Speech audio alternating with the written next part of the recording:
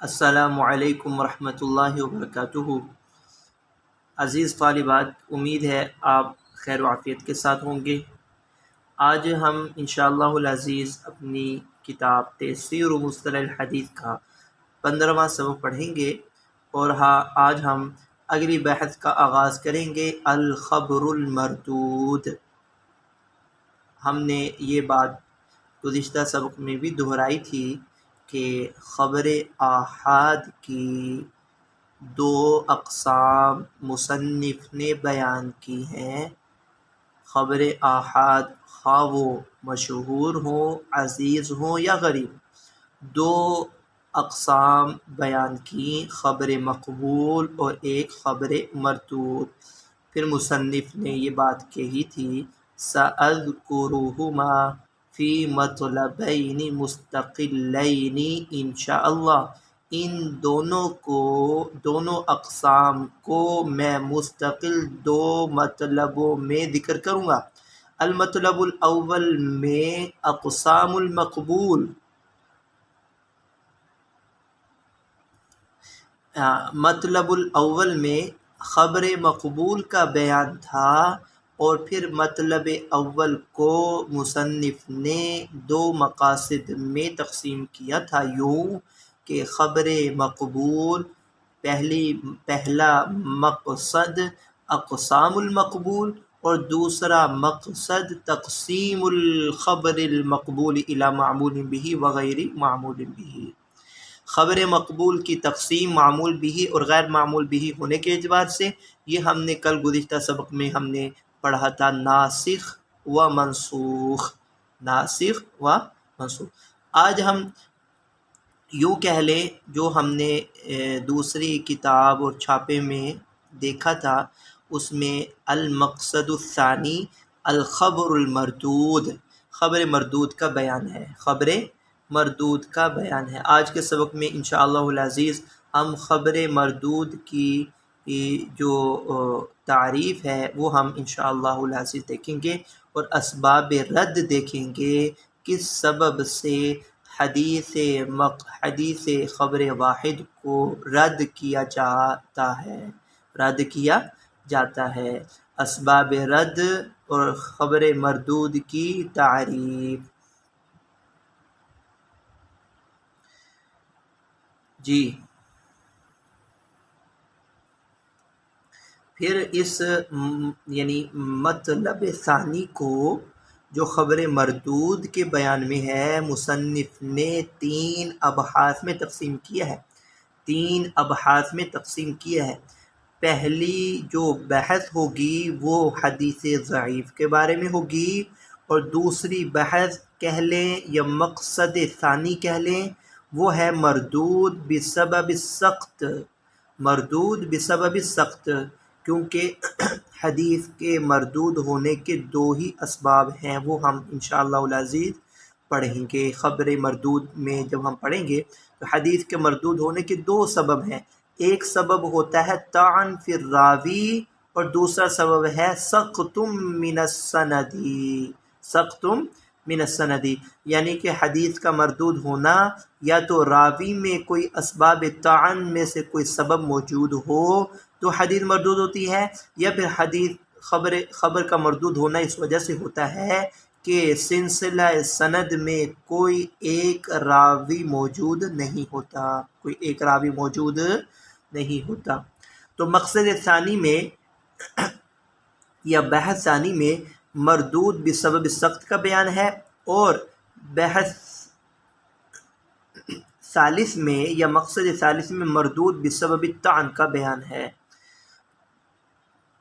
اب اپنے صفحہ نکال لیں، ہم انشاءاللہ العزیز آج کے سبق میں خبر مردود اور اسباب رد دیکھیں گے، اور پھر اس کی پہلی جو بحث ہے خبر مردود کی وہ ہے ضعیف، اس کی تعریف اور اس کا حکم امثلہ کے ساتھ انشاءاللہ العزیز آج کے سبق میں ہم دیکھیں گے۔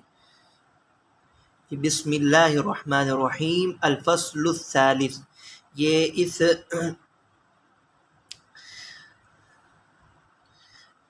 کتاب کے نسخے میں تھوڑی تبدیلی ہے۔ آپ دوسری کتاب جو آپ کے پاس موجود ہے اس میں یہ ہوگا یہاں پر المطلب الثانی ہوگا، جیسا کہ ابھی ہم نے پڑھا تھا اور میں نے آپ کو بیان کر دیا تھا۔ الخبر المردود، الخبر المردود خبر مردود ہے۔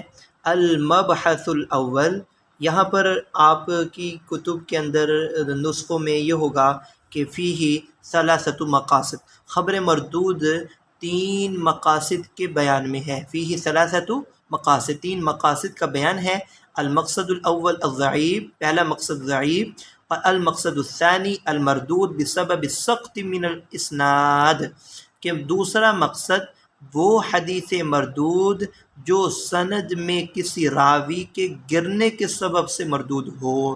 المقصد الثالث المردود بسبب الطعن فی الراوی، کو تیسری وہ بحث یا تیسرا وہ مقصد کہ وہ حدیث مردود کہ جس کا سبب راوی میں موجود کوئی طعن ہو، راوی میں طعن کے سبب حدیث مردود ہو، یعنی کہ حدیث کے مردود ہونے کے 2 بنیادی سبب ہوتے ہیں۔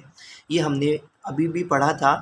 ایک ہوتا ہے سقط من الاسناد، راوی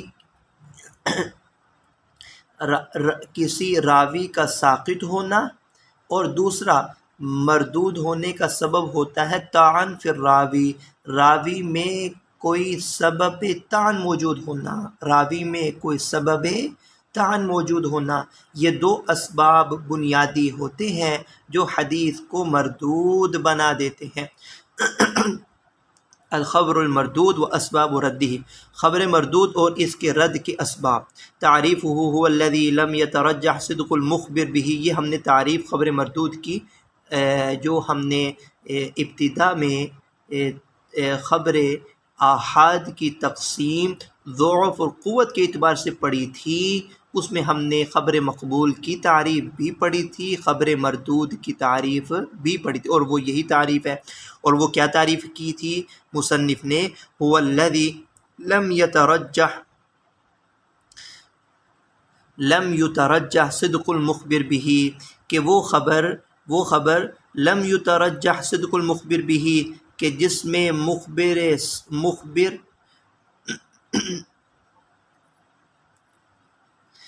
میں وہ خبر جس میں مخبر کا صدق راجع نہ ہو۔ لم یترجح صدق المخبر به، وہ خبر کہ جس کی خبر دینے والے کا صدق راجع نہ ہو، مخبر کا صدق راجع نہ ہو۔ وذلك بفقد شرط او اکثر من شروط القبول التي مرت بنا فی بحث الصحیح، اور یہ ہوگا قبولیت کی ان شرطوں میں سے ایک یا زائد کے مفقود ہونے کی وجہ سے جو صحیح کی بحث میں گزر چکی ہیں۔ وذلك بفقد شرط او اکثر من شروط القبول، حدیث قبول کے اکثر شرائط یا کسی ایک شرط کے مفقود ہونے کی وجہ سے یہ ہوگا کہ مخبر کا صدق راجع نہ ہوگا۔ اقسامہ و اسباب رده، خبر مردود کی اقسام اور اس کے رد کے اسباب۔ لقد قسم العلماء الخبر المردود الى اقسام کثیرہ، علماء نے خبر مردود کو بہت سی اقسام میں تقسیم کیا ہے۔ وَأَطْلَقُوا عَلَى كَثِيرٍ مِّن تِلْكَ الْأَقْسَامِ أَسْمَاءً خَاصَّةً بِهَا، اور انہوں نے ان میں بہت سی اقسام پر اطلاق بھی کیا ہے۔ وَأَطْلَقُوا عَلَى كَثِيرٍ مِّن تِلْكَ الْأَقْسَامِ أَسْمَاءً خَاصَّةً بِهَا، اور ان میں بہت سی اقسام پر اطلاق کیا ہے ان کے خاص ناموں کا۔ وَمِنْهَا مَا لَمْ يُطْلِقُوا عَلَيْهِ اسْمًا خَاصًا بِهَا، اور ان میں سے بعض ایسی اقسام ہیں خبر مردود کی جن میں انہوں نے کوئی مخصوص نام کا اطلاق نہیں کیا، بل سموها باسم عام وهو الضعیف، بلکہ ان کو ایک عام نام سے ان کو متعین کیا اور ایک عام نام سے مسمى نام دیا، اور وہ ہے ضعیف۔ دوبارہ دیکھ لیں، اطلقوا علی کثیر من تلک الاقسام اسما خاصة بها، علماء نے خبر مردود کی اکثر اقسام کو مستقل نام دیا، اور بعض ایسی اقسام ہیں جن کو مخصوص نام نہیں دیا بلکہ ان کو ایک عام نام سے ضعیف نام ضعیف اسم ضعیف سے ہی ان کو متعین کیا۔ اما اسباب رد الحدیث فکثیرہ، بہرحال حدیث کے رد کے اسباب تو بہت سے ہیں، لیکنہا ترجح بالجملۃ الی احد سببین رئیسین، لیکن خلاصہ میں دو بنیادی اسباب میں سے کسی ایک کی طرف لوٹتے ہیں۔ لیکنہا ترجع بالجملہ، خلاصہ کلام یہ تمام کے تمام اسباب دو بنیادی اسباب کی طرف لوٹ جاتے ہیں۔ سقط من الاسناد، طعن فی الراوی، راویوں میں سے کسی راوی کا گرنا، اور طعن فی الراوی، وتحت کل من هذین السببین انواع متعددہ۔ اب آگے فرما رہے ہیں کہ ان دو اسباب میں سے ہر ایک کے تحت متعدد اقسام بنتی ہیں۔ سأتکلم عنہا بابحاث مستقلۃ مفصلۃ ان شاء اللہ تعالی مبتدئا ببحث الضعیف، اور میں سأتکلم عنہا بابحاث مستقلۃ مفصلہ ان شاء اللہ تعالی مبتدئا ببحث الضعیف، جن پر میں مستقل مفصل مقاصد کے ساتھ گفتگو کروں گا، بحث کے ساتھ یعنی کہ ان پر میں مستقل بحث کروں گا، ابتدا کرتے ہوئے خبر ضعیف کے ساتھ۔ الذی یعتبر هو الاسم العام لنوع المردود، یہ ضعیف کہ جو مردود حدیث کی قسم کے لیے ایک عام نام شمار کیا جاتا ہے، ضعیف جو کہ مردود کی قسم کے لیے ایک عام نام شمار کیا جاتا ہے۔ اسباب رد ہم نے دیکھ لیے، خبر مردود کی تعریف دیکھ لی، خبر مردود کی تعریف کی وضاحت وہ ہم نے پڑھ لی کہ مخبر کا صدق راجع نہ ہونا کیسے معلوم ہوگا، جب خبر مقبول کی شرائط میں سے اکثر یا کوئی ایک شرط مفقود ہوگی تو یہی مخبر کا صادق کا راجع نہ ہونا ہے، یہی مخبر کا صدق راجع نہیں ہے۔ پھر ہم نے اسباب رد دیکھ لیے، آگے ہم خبر ضعیف کو دیکھتے ہیں۔ جی بسم اللہ الرحمن الرحیم۔ آپ کی کتابوں کے اندر المقصد الاول ہوگا الضعیف، تعریفہ لغتاً ضد القوی، ضعیف قوی کی ضد ہے، والضعف حسی و معنوی، ضعف در حقیقت یہ حسی بھی ہوتا ہے اور معنوی بھی ہوتا ہے، والمراد به ہنا الضعف المعنوی، یہاں سے ضعف معنوی ہی مراد ہے۔ اصطلاحاً یعنی تعریف لغوی یہ کہ یہ قوی کی ضد ہے، اور ضعف حسی اور معنوی دونوں ہوتے ہیں، یہاں سے ضعف معنوی مراد ہے۔ اصطلاحاً هو ما لم يجمع صفة الحسن بفقد شرط من شروطه، ضعیف کی اصطلاحی تعریف وہ حدیث ما لم یجمع صفت الحسن، کہ وہ حدیث جو کہ حسن کی صفات کو جمع نہ کرے، ما لم یجمع صفت الحسن کہ جس میں حدیث حسن کی صفات جمع نہ ہوں، بفقد شرط من شروطہ کہ حسن کی شرائط میں سے کسی ایک کے مفقود ہونے کی وجہ سے۔ اصطلاحی تعریف ما لم یجمع صفت الحسن کہ وہ حدیث ہے کہ جو حسن کی صفات کو جمع نہ کریں، یعنی کہ وہ حدیث جس میں حدیث حسن کی صفات موجود نہ ہوں، کہ بعین طور پر کہ حدیث حسن کی شرائط میں سے کوئی ایک شرط مفقود ہو۔ حدیث حسن کی شرائط وہ جو صحیح کی شرائط ہیں ان میں سے ایک شرط کامل الضبط ہونا، یہ اگر کمزور ہو، ناقص ہو تو باقی تمام کی تمام شرائط صحیح لذاتی ہی کی پائی جانا ضروری ہے حسن کے لیے۔ تو اگر آسان الفاظ میں ہم حدیث ضعیف کی تعریف کریں تو یوں کہا جا سکتا ہے وہ حدیث جس میں صحیح اور حسن کی شرائط مفقود ہوں، وہ حدیث جس میں حدیث صحیح اور حسن کی شرائط موجود نہ ہوں۔ قال البیقونی فی منظومته وکل ما عن رتبۃ الحسن قصر فهو الضعیف وهو اقسام کثر۔ بیقونی نے منظوم میں یوں کہا ہے، وہ حدیث جو حسن کے مرتبے سے کم ہو، کوتاہ ہو، تو وہ حدیث ضعیف ہے، اور اس کی بہت اقسام ہیں۔ تفاوتہ، اور حدیث ضعیف کے تفاوت مراتب میں بھی تفاوت ہے۔ بعض ایسی احادیث ضعیف ہیں جن میں شدت ضعف ہے، بعض میں اس ضعف میں نرمی ہے۔ تو اس لیے جیسے کہ صحیح کے مراتب ہیں، اسی طرح ضعیف کے بھی مراتب۔ یتفاوت ضعفہ، خبر کا ضعف راوی بحسب شدت ضعف رواته و خفتہ، خبر کا ضعف راویوں کے ضعف کے شدید اور ہلکا ہونے کے اعتبار سے مختلف ہوتا ہے۔ خبر کا ضعف وہ روات کے ضعف کے شدید اور ہلکا ہونے کے اعتبار سے مختلف ہوتا رہتا ہے۔ کما یتفاوت الصحیح، جیسے کہ حدیث صحیح میں تفاوت ہوتا ہے۔ فمنہ الضعیف، بس اس حدیث ضعیف میں سے کچھ ہیں ضعیف۔ ومنہ الضعیف جدا، اور بعض انتہائی درجے کے ضعیف ہیں۔ ومنہ الواہی، اور بعض تو واہی ہیں اور بعض منکر کہلاتی ہیں۔ وشر انواعہ الموضوع، اور خبر ضعیف کی سب سے بدتر قسم، یعنی کہ بدتر سے یا مراد یہ ہے کہ سب سے کمزور قسم خبر موضوع کی ہے۔ تو اس طرح جس طرح صحیح کی مراتب ہیں اور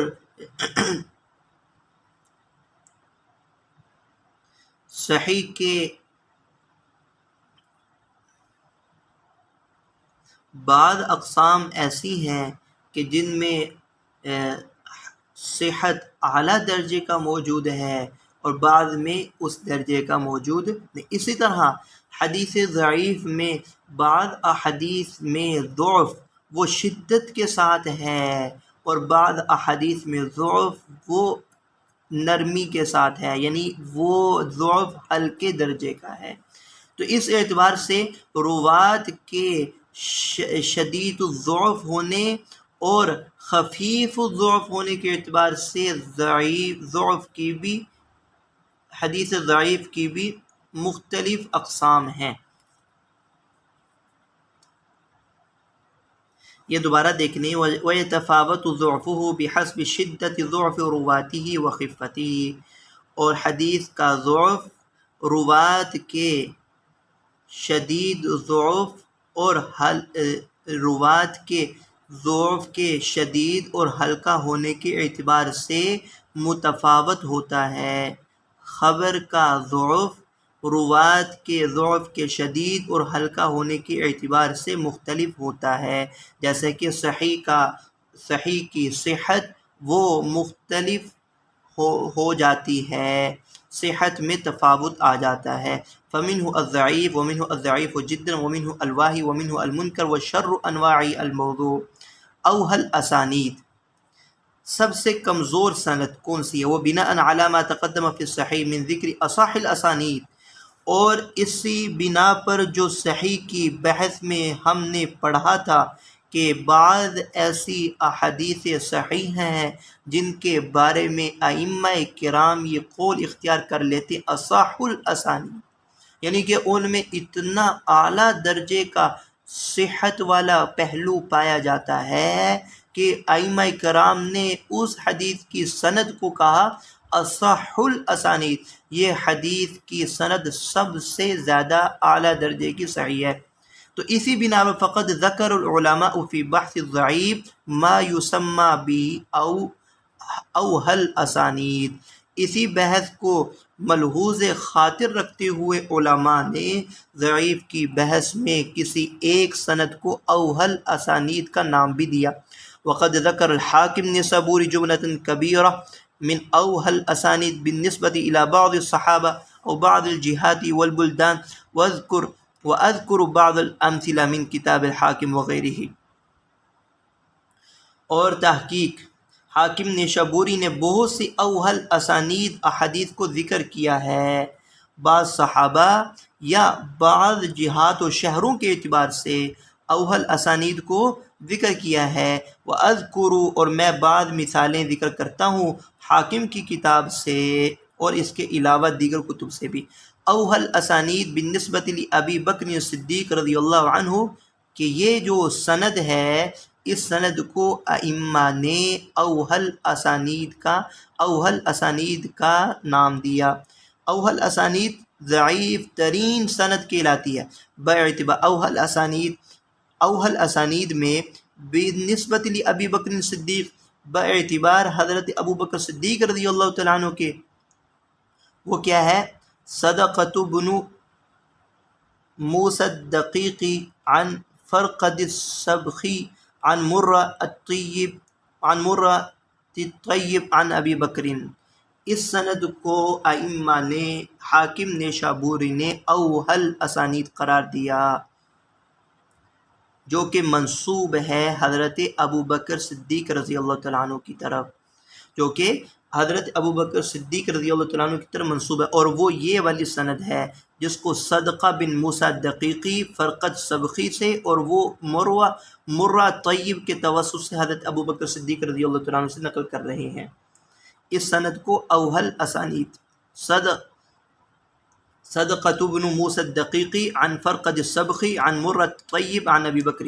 اوہل اسانید الشامیین، اور اسی طرح شامیوں کی اوہل اسانید وہ محمد بن قیس المصلوب عن عبید اللہ بن زح عن علی بن یزید عن القاسم عن ابی امامہ۔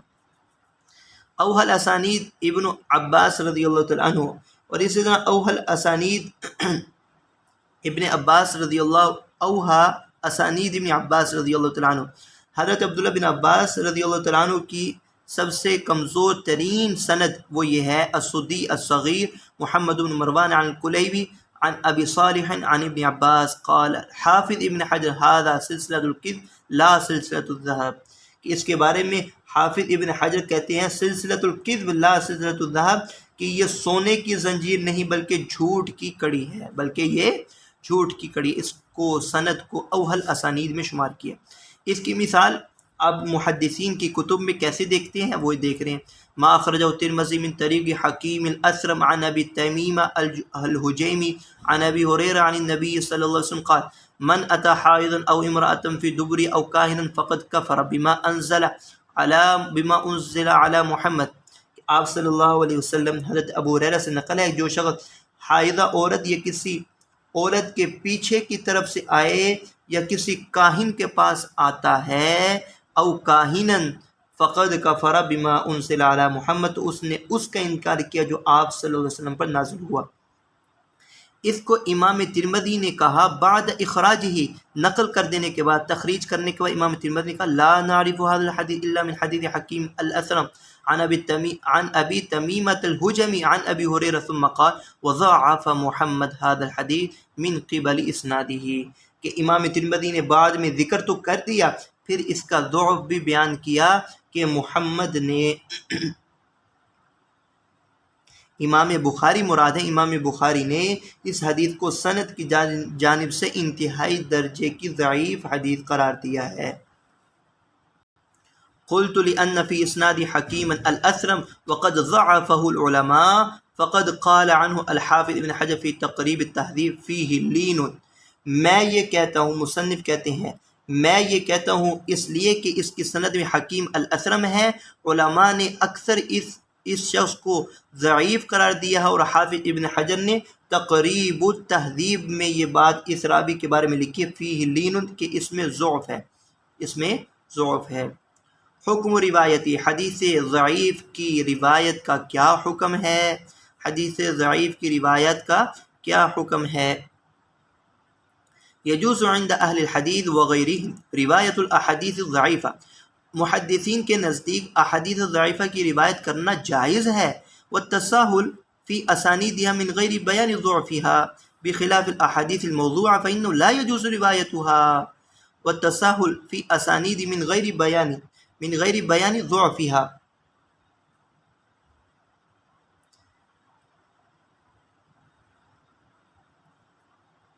والتساہل فی اسانیدها احادیث ضعیفہ کی روایت، اور وہ ایسی احادیث جن کی اسناد میں تساہل ہے، اور وہ ایسی احادیث جن کی سندوں میں تساہل ہے، ان کا ضعف بیان کیے بغیر روایت کرنا جائز ہے۔ یجوز عند اہل الحدیث وغیرہم روایت الاحادیث الضعیفہ والتساہل فی اسانیدہا، محدثین کے نزدیک احادیث ضعیفہ اور وہ احادیث جن کی سندوں میں تساہل ہو، ان کا ضعف بیان کیے بغیر روایت کرنا جائز ہے۔ بخلاف الاحادیث الموضوعہ فإنه لا يجوز روایت الا مع بیان ضعف وضعها، بخلاف ان احادیث موضوعہ کے کہ ان کی روایت جائز نہیں الا یہ کہ اس کے بیان وضع کو بیان کیا جائے، الا یہ کہ موضوع ہونے کی وضاحت کر دی جائے بشرطین، یعنی کہ یہ جو شرط کا تعلق ہے، دو شرطوں کا جو تعلق ہے یہ پیچھے والے کلام کے ساتھ ہے۔ یوں ترجمہ کریں گے، محدثین کے نزدیک احادیث ضعیفہ کی روایت ان کے ضعف کو بیان کیے بغیر بھی جائز ہے، دو شرطوں کے ساتھ۔ احادیث ضعیفہ کی روایت دو شرطوں کے ساتھ جائز ہے، احادیث ضعیفہ کی روایت بیان ضعف کے بغیر بھی جائز ہے، دو شرطوں کے ساتھ۔ یہاں پر درمیان میں یہ بخلاف الاحادیث الموضوعہ فإنه لا يجوز روایت الا مع بیان وضعها، یہ جملہ معترضہ ہے۔ جملہ معترضہ وہ ہوتا ہے جس کا ما قبل اور ما بعد سے کوئی تعلق نہ ہو، کوئی معنن تو ترکیباً کوئی اس کا تعلق نہ ہو، دو شرطوں کے ساتھ جائز ہے۔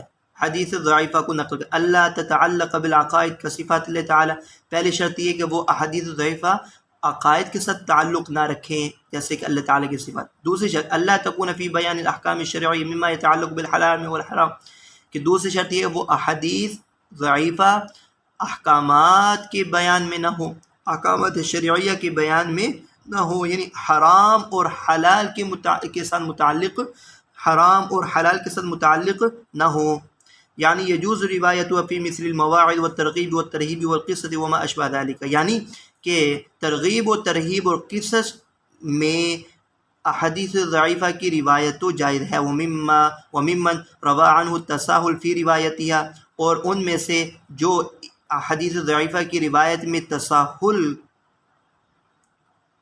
وممن روی عنہ، اور وہ حضرات جن سے مروی ہے تساہل، وہ کون ہے؟ سفیان ثوری، عبد الرحمن بن مہدی، احمد بن حنبل۔ وينبغي التنبه إلى أنك إذا رويتها من غير إسناد فلا تقل فيهما، لیکن اس میں ایک بات کا اہتمام کرنا اور متنبہ ہونا مناسب ہے کہ جب تو بغیر کسی سند کے اس حدیث ضعیفہ کی روایت کرے تو یوں کہے قال رسول اللہ صلی اللہ علیہ وسلم کذا، یعنی کہ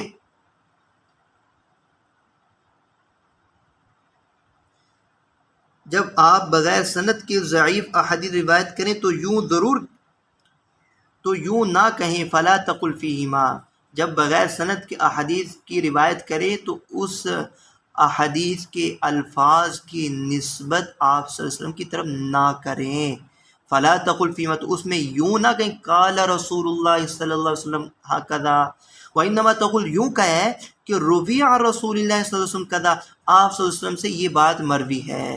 سمجھ آئی کہ یعنی کہ جب آپ کو یہ حدیث ضعیفہ روایت کرنا پڑے اور بغیر سند کے کسی حدیث کو روایت کرنا پڑے تو یوں نہ کہنا چاہیے قال رسول اللہ صلی اللہ علیہ وسلم ہکذا، یوں کہنا چاہیے روی عن رسول اللہ صلی اللہ علیہ وسلم کذا، او بلغنا عنہ کذا، ہم تک یہ بات پہنچی آپ صلی اللہ علیہ وسلم کی طرف سے، وما اشبہ ذلک اللہ تجزم بنسبت ذلک الحدیث رسول، کہ تاکہ اس حدیث کی نسبت رسول اللہ صلی اللہ علیہ وسلم کی طرف یقینی نہ ہو، وانت تعریف ضعفہ، جب کہ تو اس کا ضعف بھی جانتا ہے۔ حکم العمل بھی، اختلف العلماء فی العمل بالحدیث ضعیف، حدیث ضعیف پر عمل کرنے کے حوالے سے علماء کا اختلاف ہے، والذی علی جمہور العلماء انہ یستحب العمل بھی فی فضائل الاعمال، اور وہ کہ جس پر علماء کا اتفاق ہے کہ اعمال کے فضائل کے باب میں حدیث ضعیف پر عمل مستحب ہے،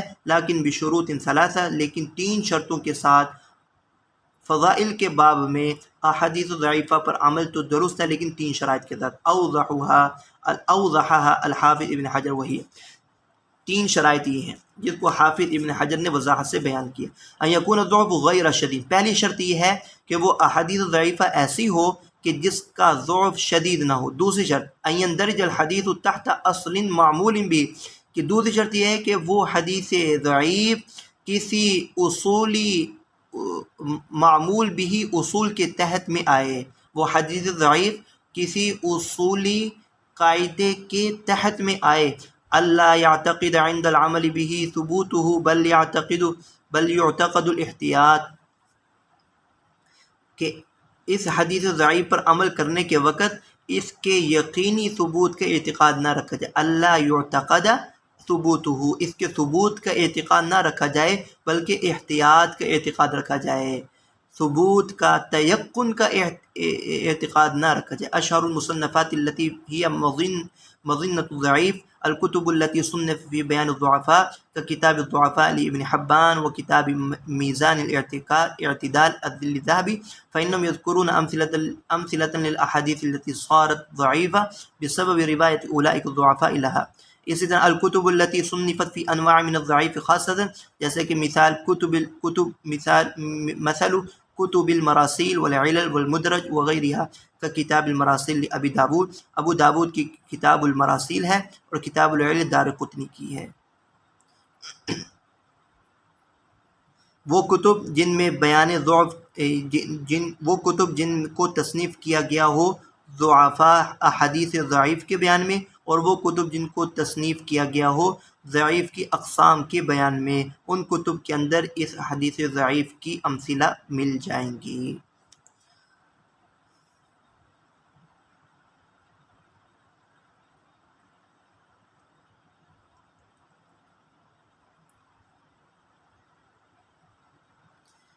اس تیسری شرط کو دوبارہ دیکھ لیں کہ اللہ یعتقد عند العمل بثبوتہ، کہ اس حدیث ضعیف پر عمل کے وقت اس حدیث کے ثبوت کا اعتقاد نہ رکھا جائے، عمل کے وقت اس کے قطعی اور یقینی ہونے کا اعتقاد نہ رکھا جائے، بلکہ ظن ہو اور گمان، یعنی کہ اس حدیث کے قطعی اور یقینی ہونے کا اعتقاد نہ ہو بلکہ احتیاط کا اعتقاد رکھا جائے. وآخر دعوانا الحمدللہ رب العالمین. السلام علیکم ورحمۃ اللہ وبرکاتہ. آج کے سبق میں ہم نے احادیث ضعیفہ کی امثلہ بھی دیکھی ہیں، حکم بھی دیکھا ہے، اور اس پر عمل کرنا 3 شرائط کے ساتھ مستحب ہے، اور اس کی جو یعنی کہ مشہور تصنیفات ہیں وہ ہم نے دیکھی. السلام علیکم ورحمۃ اللہ وبرکاتہ.